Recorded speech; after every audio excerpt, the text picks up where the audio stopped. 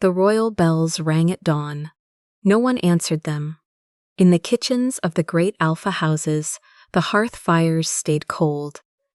The grain stores stood locked, but the women who held the keys had set them down on the stone floors and walked away before the bells rang at all.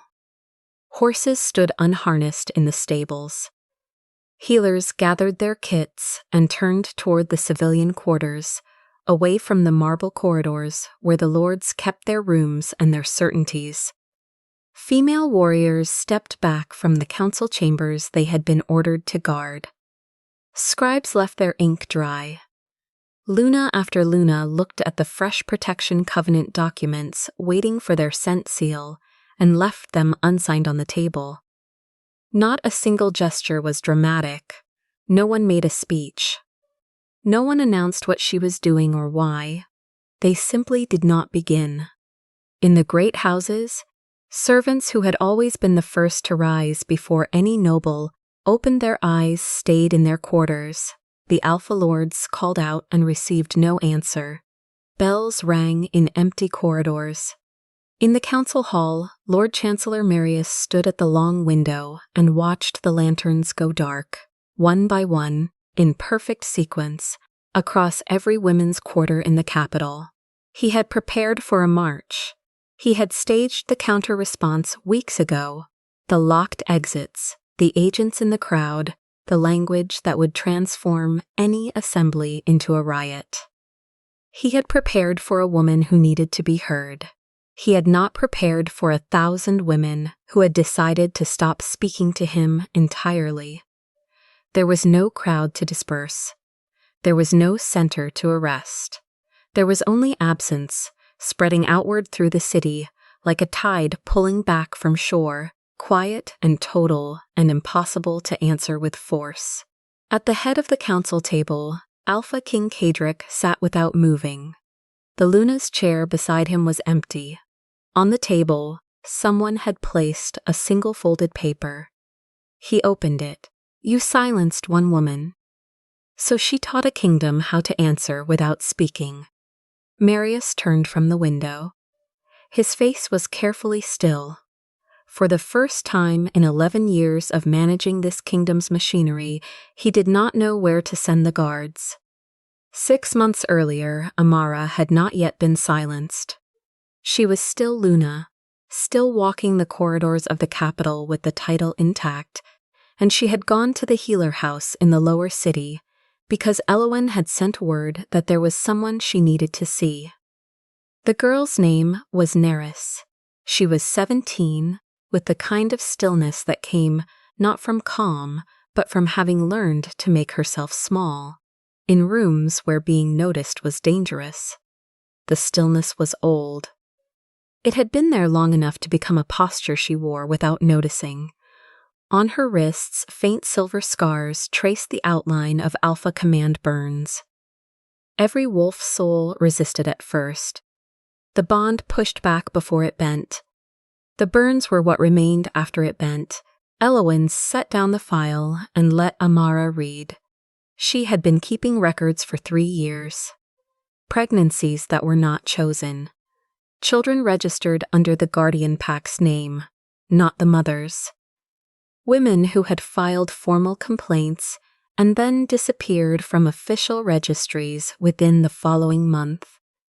Omega females whose ability to shift had been permanently disrupted by sustained command exposure, the wolf soul flinching so many times from forced submission that it learned to stay still.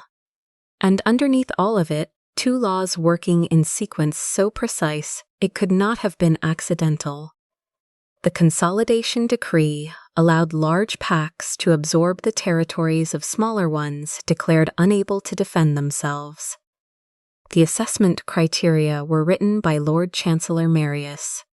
The declaration of incapacity required only a majority of the regional council, which Marius controlled. The Protection Covenant then offered housing to the Omega women displaced by that same absorption. It offered housing. It took everything else. 10 years of unpaid labor. No right to leave the territory. No right to marry without the guardian's approval. Children registered under the guardian pack's name. The right of transfer to another noble family. At the chancellor's discretion, without notice, sent sealed at signing, which meant the wolf soul recognized it as a pack bond, and the body resisted breaking it the way it resisted any command from an alpha. She signed it at 15, Elowen said quietly. She did not understand what she was signing.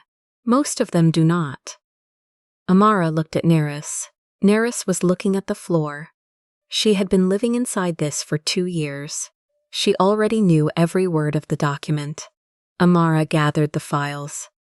That evening, she laid everything before Caedric. The records, the land registry documents, the pattern connecting displacement to forced labor, to the political loyalty of the lords who received those territories as reward. He read carefully. He had never been a careless man. He had simply been raised to believe that the distance between understanding a problem and solving it was always longer and more expensive than it first appeared. I have the authority to suspend the covenant for 14 days, he said. I know, Amara answered. But Marius controls the border garrison funding. He also controls enough votes to trigger a moon incapacity review. If I move against the covenant before the tax season closes, I lose both. She waited. He set down the file. Wait until after the collection period, he said. How many women must survive until your timing becomes convenient? He did not answer. She had not expected him to. She walked home through the corridors of the palace she had lived in for 3 years and thought about what it meant to have influence over a kingdom and no legal authority over anything in it. The charges came 3 months later. By then, Amara had spent those months meeting with local Lunas across the territories, helping Omega women find the legal gaps in their covenant language, formally requesting access to land registry records that were technically public, and standing in the council chambers to ask questions that could only be answered by revealing what those records documented. Marius had watched and prepared. The charges he filed were constructed with precision. Undermining Alpha authority within the pack system, misappropriating Luna privileges to interfere with lawfully executed labor contracts, inciting Omega females to resist Alpha command, using the Royal Luna title to foment civil discord across pack territories. Each charge was narrow enough to be legally defensible. Each charge was also broad enough that if Caedric vetoed the resolution, it would establish precedent restricting what every Luna in the kingdom could do. Marius had been collecting the signatures needed for a moon incapacity review for 2 years. He had them. If Caedric used his veto authority, Marius would file immediately. If the review succeeded, the king lost his title. If it failed, the damage to royal authority would take years to repair, and Marius would still control the apparatus that ran the kingdom daily. The council threatened to pull border garrison funding. The council threatened to cut healer house subsidies. The council made clear that the king's cooperation was not a request. Caedric had the power to refuse. He chose not to use it. He signed the exile order himself. He did not delegate it to a secretary or have a courier deliver it without explanation. He understood that delegation would have been a cowardice performed in front of witnesses, and he was not yet ready to perform that kind of cowardice. He signed it with his own hand. Amara stood before him when he did. She asked one question. "Do you love me?" He said yes. She studied his face. "Then today you proved that love can be another private truth that changes nothing." She left before he could find words that would not have been sufficient anyway. The healer house north of the capital had been empty for a season. It was not empty anymore. Captain Terran arrived the day after Amara. She had served in the Royal Guard for 9 years and requested transfer 3 months earlier. Rather than continue enforcing laws, she had spent those 9 years watching damaged the people she was meant to protect. She carried 1 pack and a written list. She set the list on the table before anyone had spoken and told Amara it was not optional. Safe extraction routes before any public action. A legal defense network. Emergency childcare protocols for every safe house. A coded communication system that could survive the exposure of one cell without compromising the others. A plan for what happened when the guards came. Not if, but when, because they would come and the only question was whether the circle would be ready. Elowyn had arrived first, with 3 years of files and the methodology she had built to document things that were not supposed to be documented. Tessa came third, carrying nothing visible. Only the information stored in a mind trained through 11 years of palace service to notice what powerful people did not realize they were revealing in the presence of servants. Then came the Lunas, from territories where their titles gave them social influence and no legal authority, who had spent years performing care work within a system that had never intended to give them power. Then, the Omega women who had memorized the gaps in their contract language. Then, the female warriors who had grown tired of standing between the council and consequences. They called themselves the Lantern Circle. Each safe location marked itself with a silver-paned lantern in the window. Nothing elaborate, nothing that required explaining to the wrong person. Just a light that told certain people, here, in this place, there is something. In the first weeks, the network was small. Elowyn ran the medical documentation system out of 3 healer houses. Tessa mapped the information flow inside the palace, not through any single source, but through dozens of people who each held one piece and trusted her with it. One woman knew when prisoner transfers were scheduled. One knew which council rooms were cleaned before sensitive meetings. One kept the food supply ledgers for the noble quarter.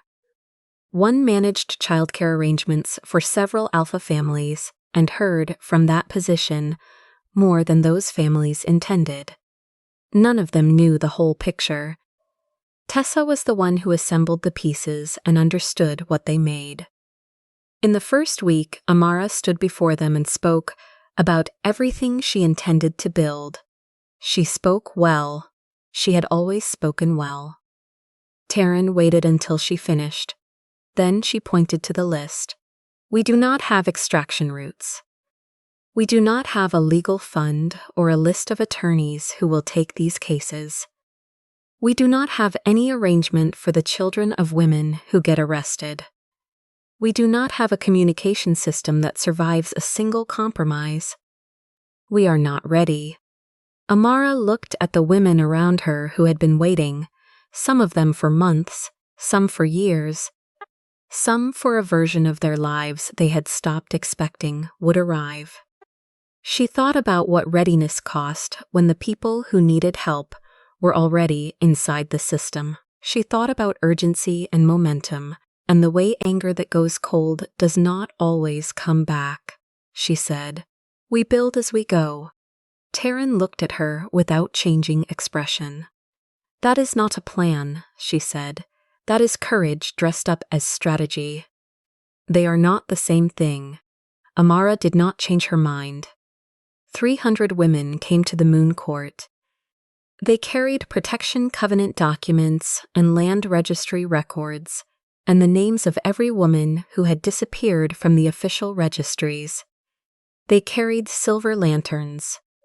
They came because Amara had called them, and because they had been waiting for an occasion to make the private visible. Marius had known the call was coming. He had 3 of the 4 exits locked before any of them woke that morning. He had positioned plain-clothed agents in the crowd. When the first stone shattered a council window, The assembly became a riot in the eyes of the law. The riot made arrests legal. The Royal Civic Guard moved in 4 minutes after the stones were thrown. Taryn was at the main gate. She had seen the locked exits in the pre-dawn dark and understood what was coming and stayed. She held the one unlocked gate open while women pushed through, counting them, positioning her body in the gap, keeping her hands on the iron, because if she let go, it would close. A guard's weapon came down on her left knee. The joint did not break cleanly. It shattered. She went down without crying out. She lay on the stones while the last of the crowd moved past her and waited for someone to come. And she did not spend her breath on a sound that would not have changed the outcome. Nerys was arrested near the eastern entrance. Tessa escaped through a service corridor, but 3 of her cell networks were exposed in the process. 7 families lost their primary earner to detention. The documents, the land records, the covenant papers, the handwritten lists of names were confiscated. Caedric reviewed the transfer orders for the detained women that same afternoon. When he reached Nerys's documentation, his expression changed. The transfer order had been altered. Caedric could see it immediately. The ink in the tribunal review section did not match, and the date field had been left blank where it should have been filled. He recognized it. He asked for a private investigation. He said that moving publicly without the full evidence would allow Marius to destroy the records. He said he needed time. Nerys vanished from the prisoner registry 2 days later. She passed through 3 separate pack handoffs in 5 days. Amara did not learn this until Nerys was already beyond reach. Amara called the circle meeting herself. She stood before the women who remained and did not soften what she was about to say. I told you we would build as we went.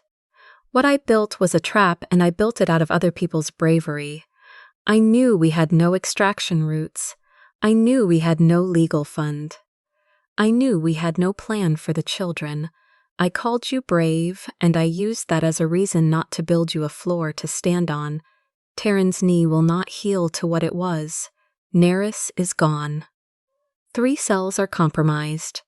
7 families are without income. I was wrong. The room was quiet in the way rooms go quiet, when a truth lands that no one wants to argue with because arguing would mean looking at it more closely than anyone is ready to. Taryn sat against the wall with her leg in a brace, her back straight, her expression giving nothing. She did not accept the apology. She did not reject it. She held it at a distance and waited to see what came after the words. The circle voted on new structure. No individual could call a nationwide action alone. Every campaign required a full protection plan before it could be approved. Financial decisions required cross-verification by separate members. Patient identities and medical records belonged entirely to Elowen's authority. Taryn held veto power over all security plans. Cells operated on need-to-know distribution only. Amara stepped back from the coordinating role without being asked. Then she asked Taryn if she would design the security infrastructure. Taryn was quiet for a moment. I will design the system, she said. But you do not get to call this forgiveness. You do not get to name what this is for me. You get to show up and do the work and let time take care of the rest. Amara nodded. She went back to supply routes, legal contacts, safe house funding. She did this work quietly, without leading, for weeks. She got good at being useful without being central. Marius came alone. He sat across the plain table from her and laid out his offer with the methodical precision of a man who had drafted it carefully. Her title restored. The exile order dissolved. A room at the palace. The right to speak at Moon Court. In exchange, the Lantern Circles disbanded, the Covenant investigation closed, the Moon Court protest publicly described as a misunderstanding, and any reform discussion routed through council-controlled channels. "You wanted a voice," he said. "I am offering you the only one this kingdom will recognize." Amara looked at him. She had spent months trying to understand not just what Marius did, but what he believed. The ideology that made him genuinely dangerous rather than simply corrupt. He had come from a pack that collapsed when its alpha died. 3 betas had spent weeks competing for succession, while the pack link frayed and the grain stores were raided, and the Omega families, who had held the pack's daily life together, began to leave. His family had died in a rogue attack during the succession dispute. He had concluded that freedom was the name people gave to the space where the strongest person took everything. He had spent 40 years building a system that he believed prevented that space from opening. He believed this. He was wrong, and the wrongness had cost thousands of women their bodies and their children and their futures, but he believed it. That was what made him impossible to simply dismiss. "You are offering me permission to speak," Amara said, "only if every other woman remains silent. I am not a symbol that can be satisfied with a chair. We are finished." He left. He now understood that she was not fighting to regain a position in the existing structure. She was building something that would exist alongside it and, if it succeeded, reshape it from the outside. That was a different problem than a woman who wanted her title back. A woman who wanted her title back could be managed. A network of women who had stopped needing his permission was something else entirely. He left and began planning accordingly.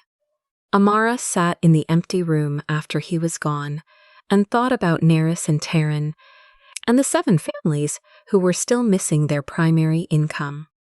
She thought about the gap between the world she wanted to build and the cost already paid by the people who had trusted her before she had earned that trust. She went back to work. Neris came back on a night when rain hammered the safe house roof. She arrived in the back of a grain wagon, smelling of river water and the specific dusty dryness of a long-haul storage hold. Tessa had found the thread. A discrepancy between the prisoner transfer orders in the official registry and the actual freight routing logs. A gap visible only to someone who had spent 11 years learning both systems by being invisible while they were administered.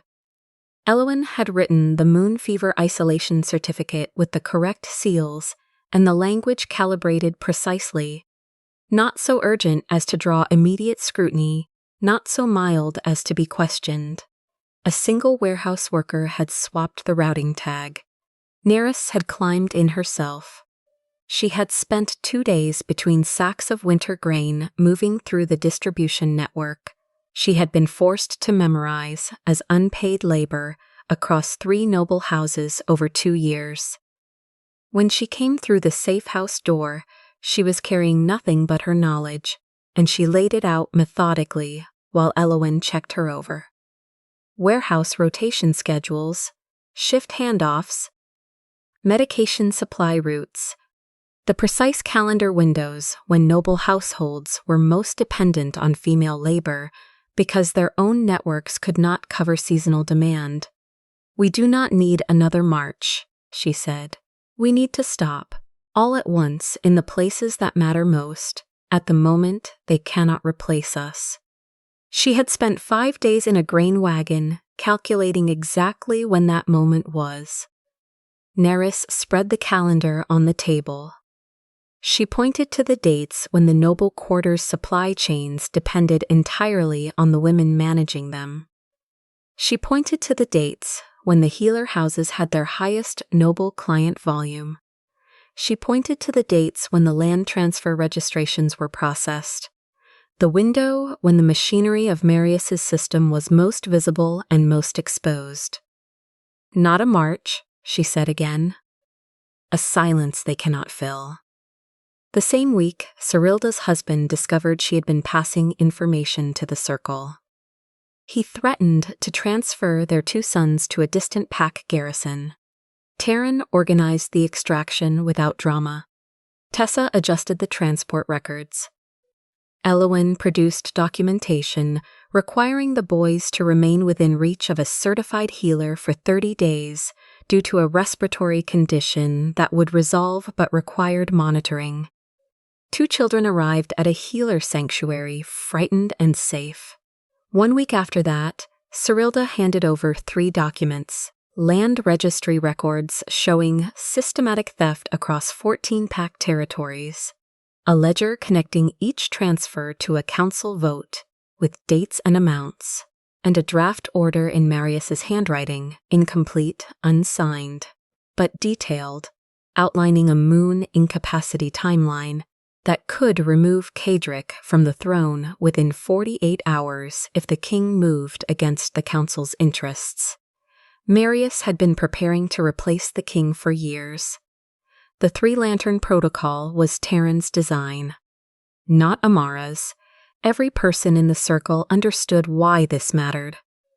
Each cell marked its readiness through a half-moon symbol pressed into the margin of the weekly food distribution ledger when 3 conditions were met: safe housing available for those who might need to leave their homes, children with designated care arrangements, emergency funds accessible and verified. No region moved to the second stage until 3 independent groups had each confirmed readiness separately. 1 labor group, 1 security group, 1 civilian group. If any single confirmation was missing, that region held. The final signal moved through Tessa's distribution network as a single, unremarkable sentence embedded in a standard supply order. The winter stores will be counted at first light. The night before the action, safe houses across the kingdom hung 3 lanterns in their windows: silver for civilian safety, blue for healer readiness, gold for open emergency funds. Any location without all 3 automatically postponed. The network decided the timing, not Amara. She had agreed to this constraint not because she was forced to, but because she had sat in Terran's accountability and understood what happened when one person's urgency became everyone else's catastrophe. Caedric arrived at the healer house the evening before. He came without guards or announcement. He stood outside the door in the quiet of the late evening and asked, through the wood, whether he was permitted to enter. Terran answered from inside. No, he did not argue. He set a sealed document case on the doorstep, knocked twice, and walked back toward the road. Inside the case, the full council session records he had been restricted from sharing. Marius's troop movement schedules, kept off the official roster for 3 years. The complete timeline of Neris's transfers, including each alteration. The names of 12 Alpha Lords who had received land grants in exchange for moon incapacity signatures, and a written account in Caedric's own hand of 3 moments when he had possessed the authority to act and had chosen not to. He asked for nothing in return. He gave the power and left. It was the first time he had offered something without attaching to it any claim over how it would be used. At first light, the 3 lanterns in every ready window would be extinguished in sequence silver, then blue, then gold. The final confirmation that the network had begun. Dawn came without the bells meaning anything. In 43 noble houses across the capital, no fires were lit. The women who had held those households together through invisible daily labor simply did not begin. No march, no assembly, no speeches. They sat in safe houses with their children in designated care and their emergency funds accessible, and they waited, and the city around them slowly understood that the mechanisms of its daily life had stopped. The healer houses turned away noble clients and directed those healers into the civilian quarters. Elowen stood in the courtyard of the Central Healer House at mid-morning and released 3 years of aggregated data. No names, no individual cases, numbers only. The rate of Alpha Command burn injuries across the kingdom's healer records. The documented rate of forced pregnancy. The rate at which women who filed formal complaints subsequently vanished from official registries within 30 days. The representative of the Royal Healer Guild read the document twice. He withdrew the Guild's endorsement of the Protection Covenant in writing that afternoon, citing the professional ethical obligations of the Guild's founding charter. In the Pack territories, female warriors remained at their border posts and village stations. They withdrew only from the Council Chamber Guard rotation. The Council Chambers had no armed protection. Luna Cerilda stood before the assembled senior alphas and presented the land registry evidence without preamble or apology. 3 lords left before she finished. 2 stayed and asked questions. 1, an old alpha whose daughter had been treated in Elowen's clinic, whose case appeared in the aggregated data without a name, but with details he recognized immediately, changed his vote. Marius issued the arrest orders. There was no leadership to arrest. When 1 cell was raided, 3 others continued from new locations because Terran's protocols had assumed compromise from the beginning and planned around it as a standard operating condition. Marius sent the Royal Civic Guard to force the grain stores open. Caedric countermanded the order. Marius activated the moon incapacity process. The signatures he had spent 2 years collecting were attached to lords, whose names were now in the land registry evidence Cerilda had distributed. 1 withdrew when the evidence reached his pack council. A second withdrew when his wife set her cup down at breakfast and told him, without raising her voice, that she would not return to their home if he signed. A third received a visit from a senior alpha from the Western Territories, who had spent the week reading documents and had questions about a land transfer in the mountain passes that appeared in 3 separate ledgers with 3 different explanations. The 4/5 threshold failed. Marius stood in the center of the council chamber and understood for the first time in 40 years of building systems what he had not accounted for. Power was command and structure and concentrated authority. He had believed this. He had built accordingly. He had not prepared for what happened when the people doing the holding of all those structures simply set them down and walked away. With the incapacity motion failed and the council evidence authenticated, Caedric issued a direct royal arrest order for conspiracy and falsification of crown commands. The royal guard arrested him on the council steps at noon. The trial lasted 11 days. Forced labor, land theft, unlawful detention without tribunal review, systematic abuse of Alpha Command authorization, forced family separation, falsification of royal transfer orders, suppression of a lawful Moon Court assembly, conspiracy to remove the Alpha King through fraudulent incapacity process. Marius spoke in his own defense, with the composure of a man who had known this day might come and had decided years ago what he would say. A kingdom cannot survive if every person believes their pain is more important than their duty. He said it as though it were an argument rather than an epitaph for what he had built. Caedric spoke from the witness position, not the throne. He stood where everyone in the room looked at him directly rather than upward. Marius built the machine, he said. I kept it running because I was afraid of what would happen if I stopped it. He named each moment specifically, the 14-day suspension authority he had possessed and not used, the exile order he had signed with his own hand, the altered transfer documentation he had identified and chosen to pursue through private channels, while a 17-year-old was moved through 3 packs in 5 days. "I called my inaction strategy," he said. It was fear with a more respectable name. Marius was convicted on every principal charge.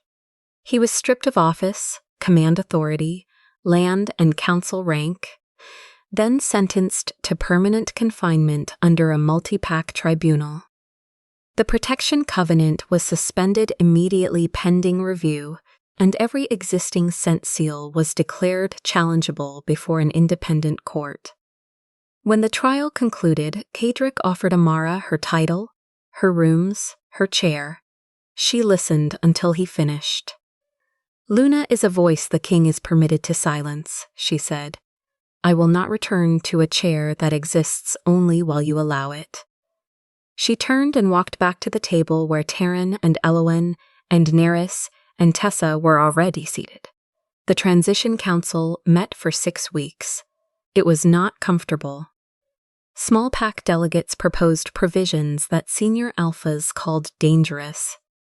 Omega representatives put forward protections that Northern Lords called unworkable. The first draft was rejected. The second was amended 17 times. Amara sat through every session and argued for specific provisions and lost 3 of them and held her ground on 5 others and found the compromise points between them, and when a measure she had championed was voted down by 2 votes, she made a note, requested accurate minutes, and moved to the next item on the agenda. She did not relitigate the vote. She did not find a procedural mechanism to revisit it. She accepted the loss and kept working. Caedric sat across the table and did the same. On the 41st day, a provision came to a vote that would allow the Civic Crown to initiate formal impeachment proceedings against the Alpha King. Caedric raised his hand. He held it there until the count was complete. He did not look at Amara when he did it. He did not look anywhere in particular. He simply held his hand up and let the vote be what it was. The interim covenant of 2 seals passed, 2 years of provisional operation. After 2 years, every pack would vote on permanent adoption. The Civic Crown held the second seal, no major legislation without both. The power came with term limits, public financial records, no authority over the Independent Lantern Circle, no personal control over the tribunal system, and emergency powers that expired automatically without renewal. The Civic Seal could delay abusive law, trigger independent investigation, and call an impeachment vote, but none of those powers could be exercised without published reasons, tribunal review, and fixed deadlines. The delegates voted for the first Civic Crown. They chose Amara. Not because of a mate bond, not because she was a symbol, because the women who had worked beside her, the small pack representatives who had used the safe house networks, the Omega delegates who had watched her step back from power and do unglamorous logistics work for months, they had voted for her, and their numbers had been enough. When the result was announced, Terran did not cheer. She sat with her hands folded on the table. But she was there, and she had chosen to be there, and that was not a small thing. On the day they signed the covenant, Amara picked up the Civic Seal. "I will stand beside the king, because the Constitution requires 2 voices."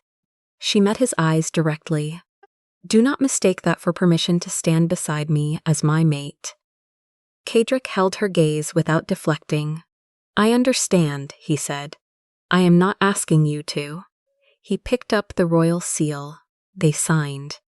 The mate bond remained what it had become in the months since the exile, present, unresolved, belonging to a future that neither of them had yet claimed. The first session under the new covenant was 3 weeks later. A young Omega woman stood in the petitioner's position. Her hands were not entirely steady. She was presenting a complaint against an Alpha who had used command authority to coerce her labor. And under the old law, she would have spoken through a male guardian who could stop her at any word. Under the new law, she spoke for herself. She lost her place twice. She found it both times. Amara sat at the civic crown seat and watched without speaking. She did not lean forward. She did not shape her expression into an encouraging signal. She did not mouth the words she could see the young woman searching for. When the pause stretched long enough that the room began to shift, Amara said one thing. "Would you like more time?" The young woman looked at her across the chamber. Then she took a breath that could be heard in the silence of the room. "No, I would like to finish." Amara sat back.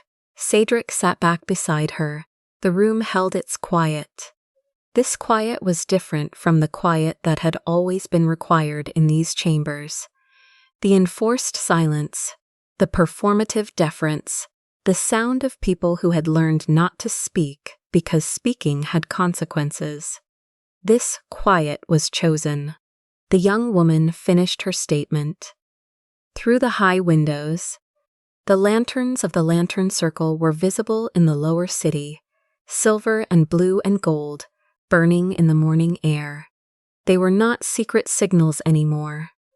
They did not mark hidden safe houses or coded meeting times. They were simply lights burning in windows, chosen to remain there.